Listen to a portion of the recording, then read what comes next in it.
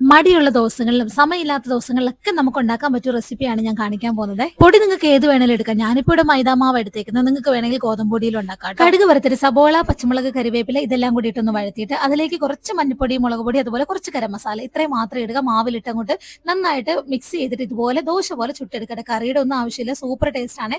ഉണ്ടാക്കി നോക്കണം കേട്ടോ. ഈ സമയത്താണ് കേട്ടോ നമ്മൾ സ്ലീവാച്ചൻ ഫ്ലിപ്കാർട്ടിൽ നിന്ന് ഓർഡർ ചെയ്തിട്ടുള്ള നമ്മുടെ ഒരു ടോയ്സ് വരുന്നത് കേട്ടോ. അതെന്താണെന്നൊക്കെ ഞാൻ പിന്നത്തെ ഒരു വീഡിയോ പറയാം കേട്ടോ. അതിനുശേഷം നമുക്ക് വേണ്ട അത്യാവശ്യപ്പെട്ട കുറച്ച് മന്തിരി ഗ്രോസറി ഷോപ്പിംഗ് ഉണ്ടായിരുന്നു. അതിനുവേണ്ടി നമ്മൾ പോയതാണ്.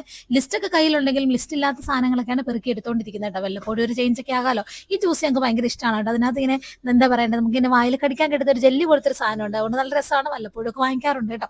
പിന്നെ നമ്മൾ ഇന്നിപ്പോൾ മെയിൻ ആയിട്ട് ഞാൻ പർച്ചേസ് ചെയ്യാനായിട്ട് നിൽക്കുന്നത് കുറച്ച് നട്ട്സ് കാര്യങ്ങളൊക്കെയാണ്. നമ്മുടെ ശ്രീവാസിന് വീട്ടിൽ ഒരു നമുക്ക് സെർലാക്ക് ഉണ്ടാക്കി വെക്കാമെന്ന് വിചാരിച്ചിട്ടാണ് കേട്ടോ. അപ്പോൾ അതൊക്കെ ഓരോന്നായിട്ട് ലൂസായിട്ട് വാങ്ങിക്കുന്നുണ്ട്. അതൊക്കെ നല്ലൊരു ക്വാളിറ്റി പ്രൊഡക്ട്സ് തന്നെയാണ് കേട്ടോ ഇവിടുത്തെ. അതിനുശേഷം ഓരോരോ സെക്ഷനിൽ പോയി ഓരോ സാധനങ്ങൾ എടുക്കും. പിന്നെ ഞാൻ ഇവിടുന്ന് അങ്ങനെ വലിയ പച്ചക്കറികളൊന്നും വാങ്ങിക്കാറില്ല. പിന്നെ മനസ്സിൽ വിചാരിക്കാത്ത ഒരു സെക്ഷനിലേക്കാണ് അറിയാതെ പോയത് കേട്ടോ. ഇവിടെ പോയി കഴിഞ്ഞാൽ എനിക്ക് എന്നെ തന്നെ കൺട്രോൾ ചെയ്യാൻ ഭയങ്കര പാടാണ് കേട്ടോ.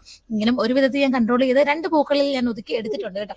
ഈ പർച്ചേസിംഗ് ഒക്കെ കഴിഞ്ഞിട്ട് ഇനി നമുക്ക് വേറൊരു സ്ഥലത്തും കൂടെ പോകാനുള്ളത് കൊണ്ട് തന്നെ സമയം പോകുന്നത് കൊണ്ടും അധികം നേരം നിൽക്കാതെ പെട്ടെന്ന് ബില്ല് പേ ചെയ്യാനായിട്ട് പോയി കേട്ടോ.